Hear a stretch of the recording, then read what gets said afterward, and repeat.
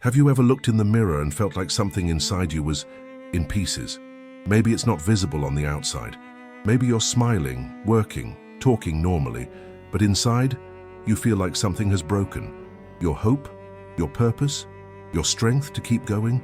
When a life breaks, it doesn't make a sound. It falls apart silently, one habit at a time. A choice you didn't have the strength to make. A yes that should have been a no. And suddenly, you don't know who you are anymore. But what if I told you that there is wisdom capable of cutting through this inner chaos, like a sword cutting through darkness? Wisdom from a man who has known the emptiness of war, the silence of the mountain, and the brutal truth of solitude. Miyamoto Musashi. Samurai, strategist, philosopher, a man who won more than 60 duels, and the greatest of them all was against himself. In this video, you will learn Musashi's 5 rules that can fix a broken life, not with magical promises, but with lucidity, courage, and profound transformation. And before we go any further, make sure you are subscribed to the channel. If you feel like you need to rebuild yourself from the inside, this channel is your shelter. The journey begins now. Chapter 1. Accept everything exactly as it is. What exactly are you fighting against? Against the passing of time? Against the wrong decisions? Against what was done to you? Or maybe you're fighting the simple fact that life isn't always fair, and sometimes it breaks what you've tried to protect the most. Miyamoto Musashi said, "Accept everything exactly as it is." This sentence seems simple, almost passive, but it is in fact the beginning of liberation. Because as long as you fight against what has already happened, you become a prisoner of a past that you can no longer touch. And the more you try to control the uncontrollable, the more you drain your life energy. Accepting is not giving up. Accepting is stopping bleeding from wounds. That won't heal because you insist on reopening them. Do you think you'll fix your life by going back in time? You won't. But you can start now by stopping feeding the inner conflict of what should have been. Life is what it is, raw, unfair at times, but also full of subtle chances to start over if you stop fighting with the present. Epictetus, the Stoic philosopher, said, "It is not the things that disturb us, but the opinion we have about them." When you insist that something shouldn't have happened, you hurt yourself twice, by the actual pain and by the mental resistance. And that's when the soul breaks. But when you accept it, something changes. You stop swimming against the current of reality. You breathe. You begin to see clearly. You don't have to understand everything or forgive everything right now. Just accept it. Accept that there are parts of you that have been lost. Accept that it wasn't fair, but also accept that you are still here. And that is already the beginning of healing. If this message touched you in any way, and leave a like. It's not just a button. It's a sign that you're ready to stop fighting the wind and start walking with it. Chapter 2. Do not seek pleasure for pleasure's sake. Have you ever noticed how sometimes we seek pleasure not to live, but to forget that we are alive? Miyamoto Musashi was direct. Do not seek pleasure for its own sake. And this phrase, said more than 400 years ago, has never been so relevant. We live in a time where everything is just a click away. Distractions, dopamine, escape. But the price of this, it's a numbed soul. How many times have you eaten without being hungry? Entered into relationships just to avoid feeling alone? Swiped for hours without even knowing what you were looking for? Pleasure, when it becomes anesthesia, becomes prison. Nietzsche said, "Modern man cannot stand boredom, so he occupies himself with the superfluous." And that's where the problem lies. We're so busy trying to feel something that we forget to feel ourselves. This rule of Musashi is a punch in the gut because it requires you to look at your habits and admit that many of them are holes you dig to escape the void. But escape takes its toll. The more you indulge in empty pleasure, the further away you become from yourself. True pleasure comes from an aligned life, not from impulses. It's when you feel proud of your own company. It's when you're silent and yet at peace. So I ask you in all honesty, what pleasure have you been seeking just to avoid facing the pain you carry? Write in the comments, no mask, no filter. Your truth can be the mirror that someone needs to see themselves too. Chapter 3. Don't regret what happened. Nothing weighs as much as the unresolved past. You can even move on, change cities, jobs, relationships, But if you still regret what happened, you are walking with your eyes turned backwards, and no one finds their way that way. Miyamoto Musashi was clear. Don't regret what's past. And it's not because he was cold or insensitive. It's because he understood that regret doesn't rebuild anything. It only prolongs the ruin. How many times a day do you mentally repeat, if I had done it differently, if I had said that, if I had taken better care of myself?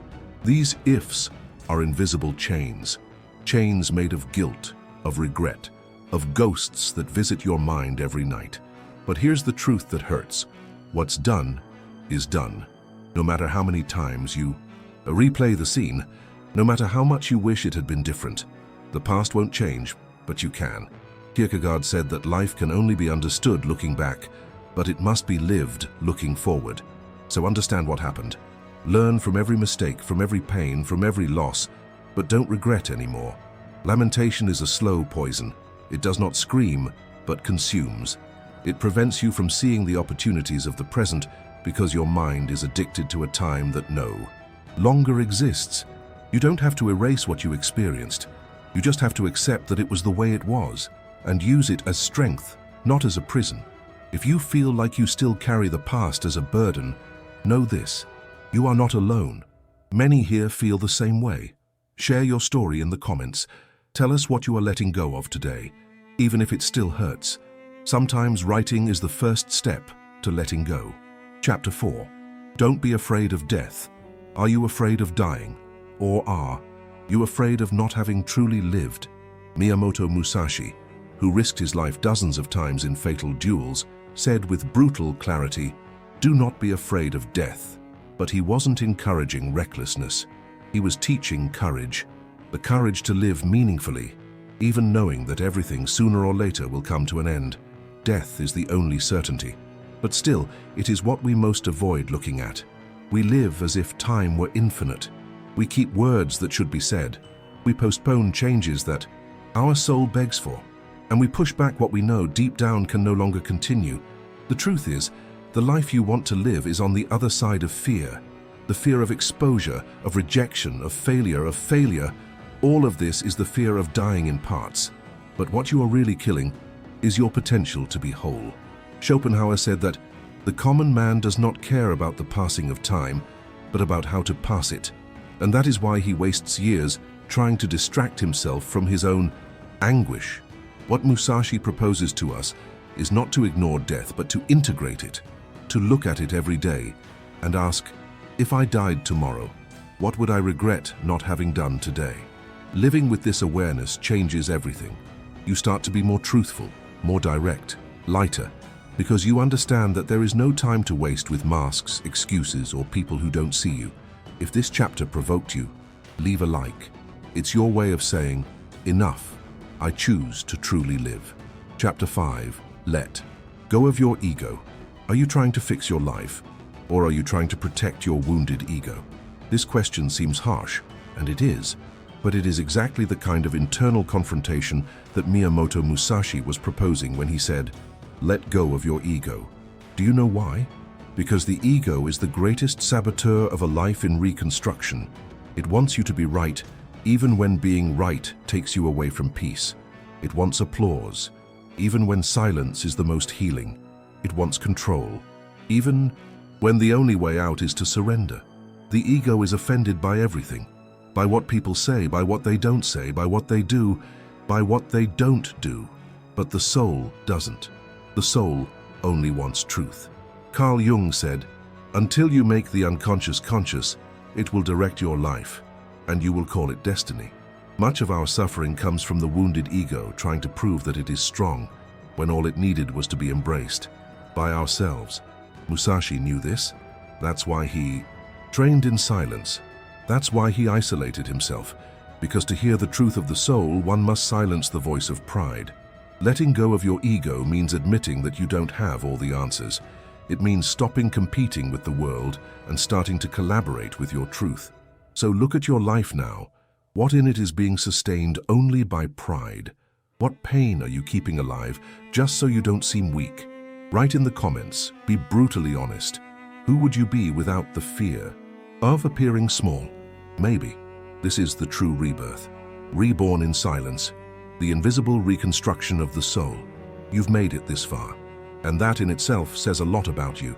It says that something inside you is tired of pretending, tired of carrying guilt that is no longer useful, tired of surviving when everything inside is asking to finally live. Miyamoto Musashi did not leave his rules as advice from an old samurai. He left them as seeds, seeds of a new consciousness, of a life with less noise and more truth. You don't need to become a lone warrior or isolate yourself on top of a mountain, but you do need to look in the mirror and ask yourself, am I being true to myself? Accept reality. Let go of empty pleasure. Let go of the past. Look at death without fear, and let the ego die so that the soul can be reborn. It doesn't happen all at once. The reconstruction of the soul is silent. Sometimes no one notices, but you feel it, and that feeling is freedom. If this video touched your heart, if something inside you was awakened, then don't walk away in silence. Subscribe to the channel, because here, with each video, we dismantle another piece of the chaos and patiently assemble a new version of you, more whole, lighter, more yours.